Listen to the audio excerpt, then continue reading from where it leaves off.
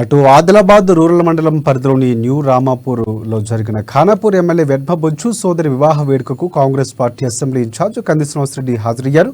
నూతన వధువరులు తానుభాయ్ శ్రీధర్లను ఆశీర్వదించి కంది శ్రీనన్న పెళ్లి కానుకను బహుకరించి నిండి నూరేళ్లు చల్లగా ఉండాలని దీవించారు. సుఖ సంతోషాలతో జీవనం సాగించాలని ఆకాంక్షించారు.